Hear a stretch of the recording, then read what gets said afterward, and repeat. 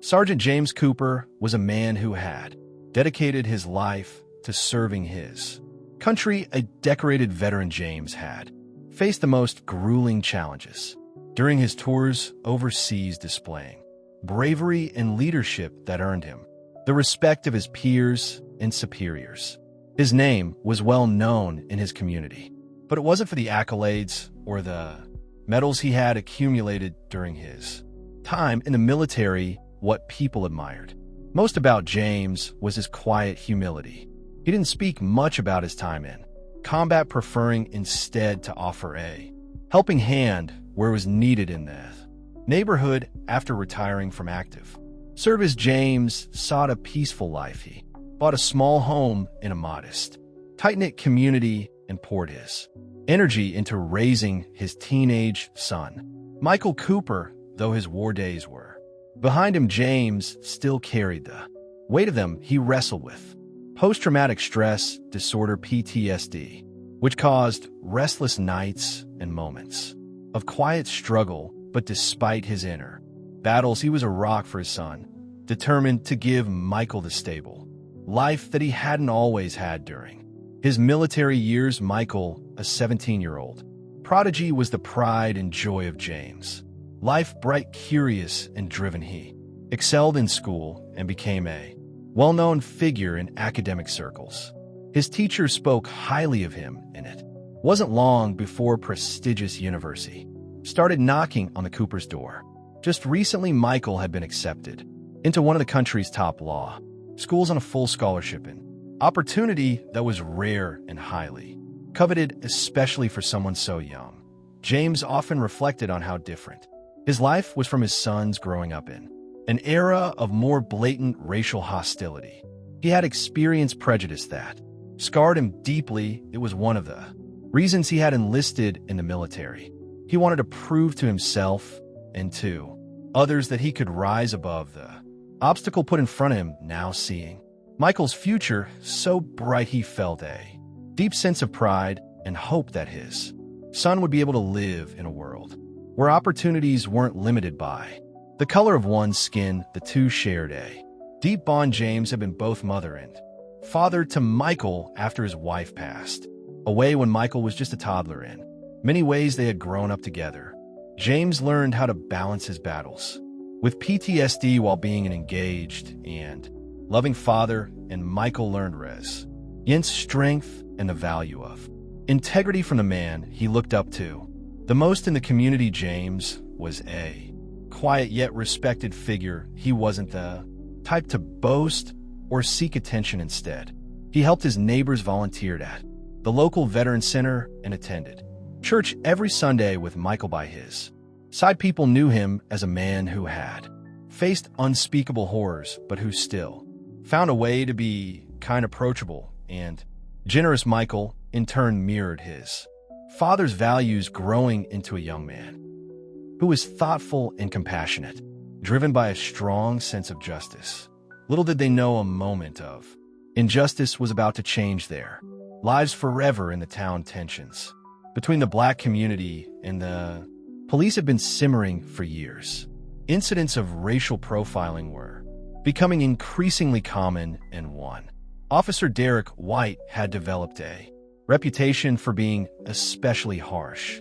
Known for his brash demeanor, White often used excessive force during traffic stops and confrontations, particularly against Black citizens. Many in the community avoided him, knowing he was quick to escalate situations and treat innocent people like suspects. One sunny afternoon, James Cooper was walking home after attending a community event honoring his son Michael for his recent academic achievements. Clutching the plaque that Michael had received, James felt a rare sense of peace, but that tranquility was shattered when Officer White pulled up beside him. "Hey, you White," barked, his eyes narrowing on James. "What are you doing around here?" James, recognizing the situation, remained calm.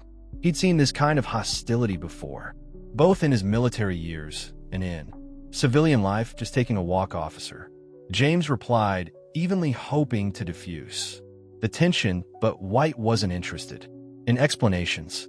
His racist biases immediately kicked in, and in his mind, James fit the profile of someone up to no good, don't get smart.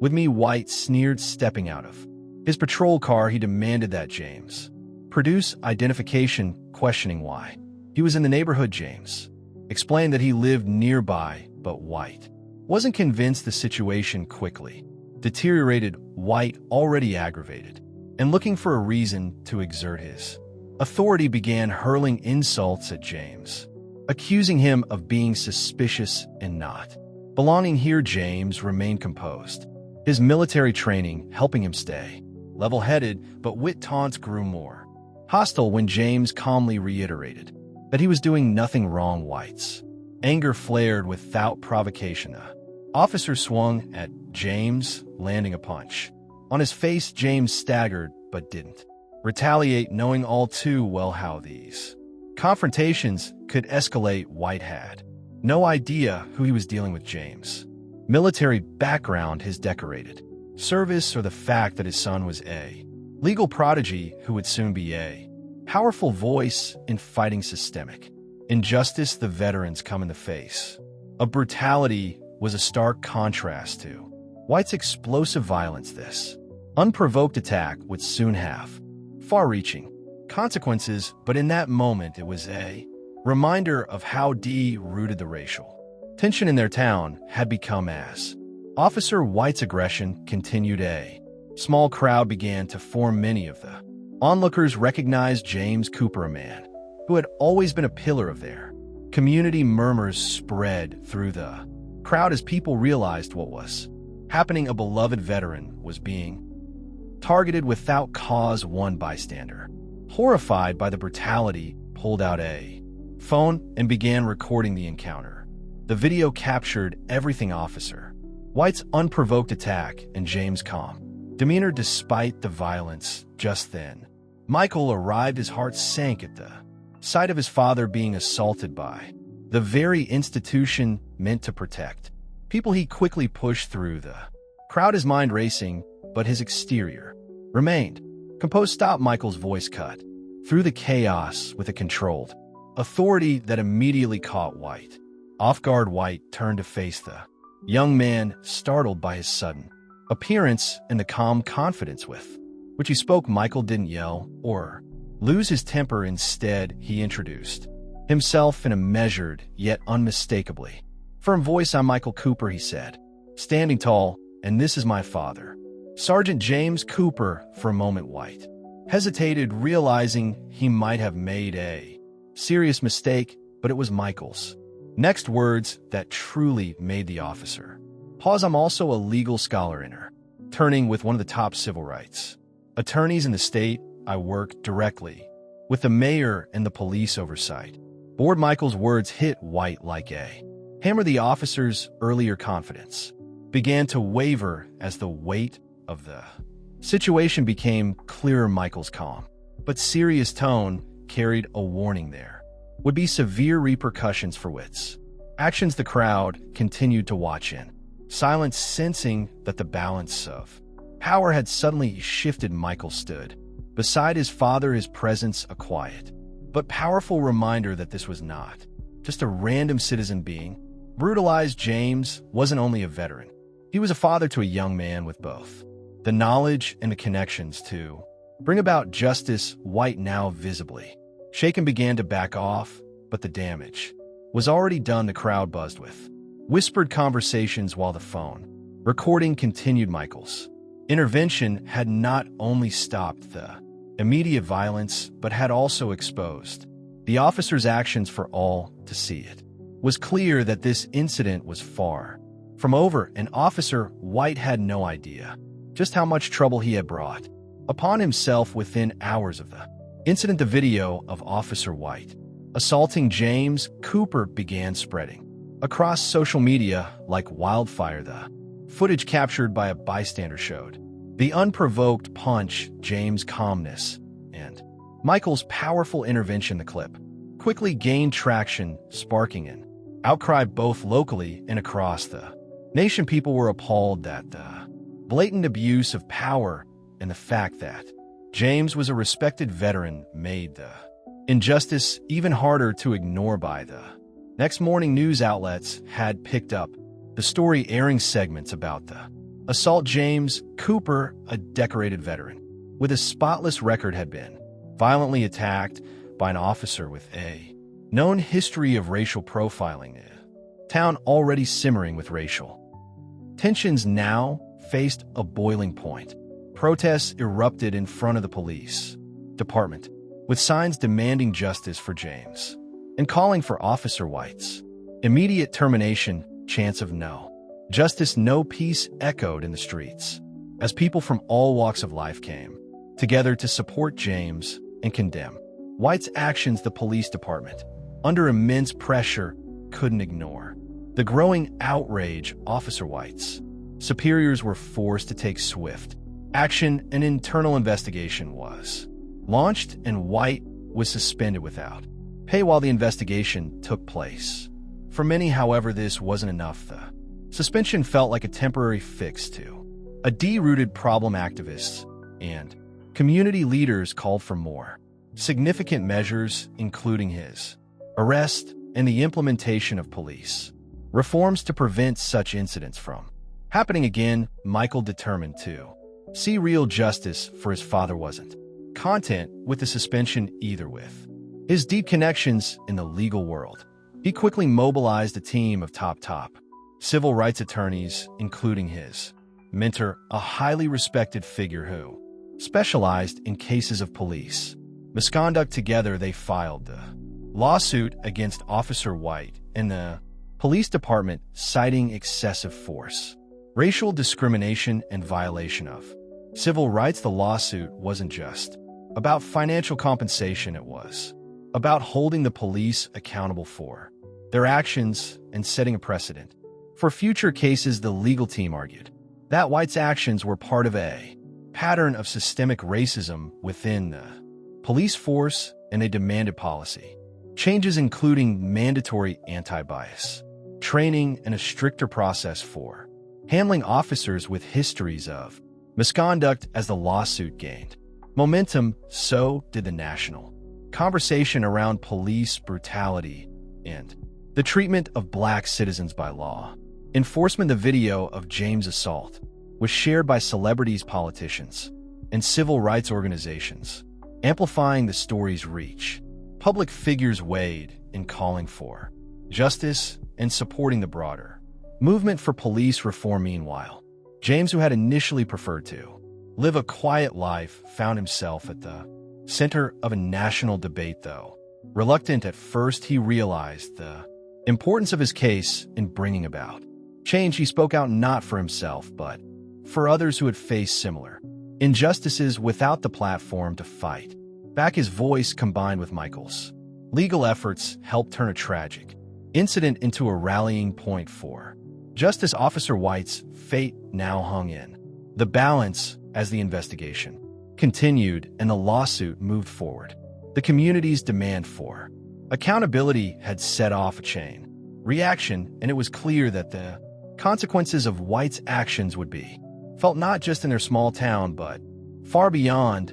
As the legal battle progressed, it became clear that Officer White could no longer escape accountability. The pressure on the police department grew too strong, especially as evidence mounted against White, not just from the viral video, but from his history of racially profiling black citizens. After weeks of internal investigation, the department made the decision to terminate White from his position. The firing, though overdue, sent a clear message that abuse of power would not be tolerated. It didn't end.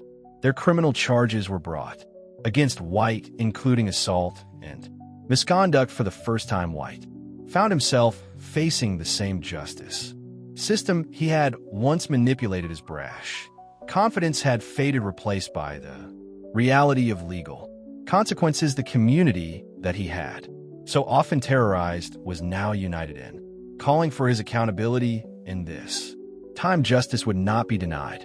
Throughout the ordeal, James Cooper remained a figure of quiet strength. Initially, he was reluctant to have his trauma broadcast to the world, but with Michael's support and the overwhelming encouragement from the community, James found his voice neighbors who had always admired him for his military service now saw him as a symbol of resilience and courage in a different fight won against the racism that had poisoned their town.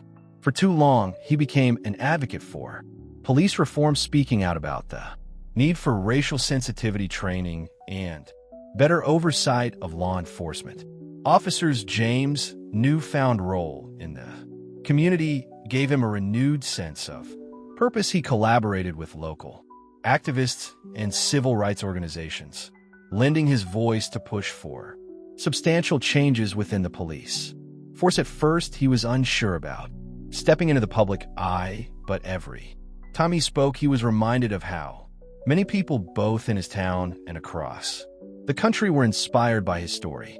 It wasn't just about what happened to him, it was about creating a better future where people like his son Michael wouldn't have to face the same kinds of injustices.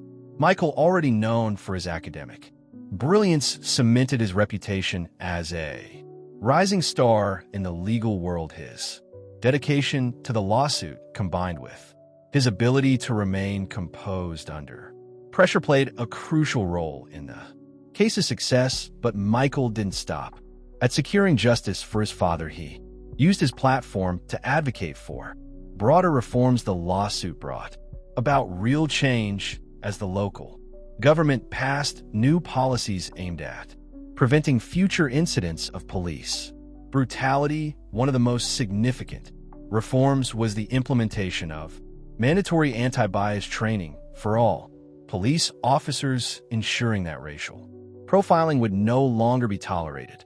Additionally, Michael's legal team worked to establish a civilian oversight board, giving the community a direct voice and holding the police accountable. These changes were steps toward a more just and equitable system, and Michael's role in achieving them was widely recognized.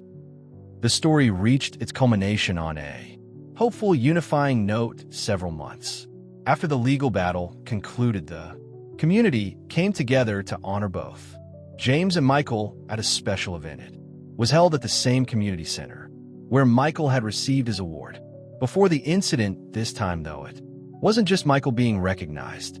James stood before the crowd, humbled but proud. He was being honored not just for his military service, but for his courage in facing down systemic racism and helping to bring about meaningful change.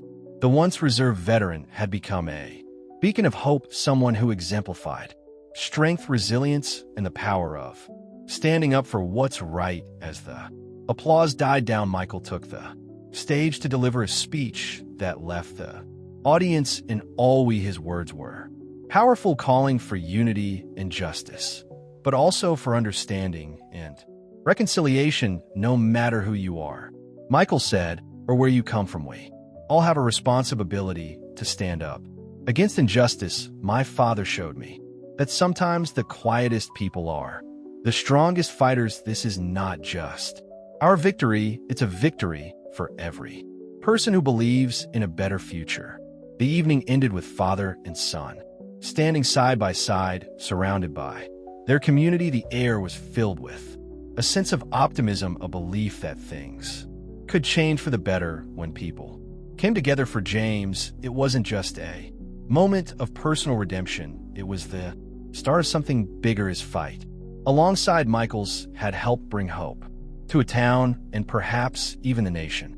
The story of the Coopers was no longer just about an incident of police brutality. It had become a testament to the power of unity, justice, and the enduring strength of family.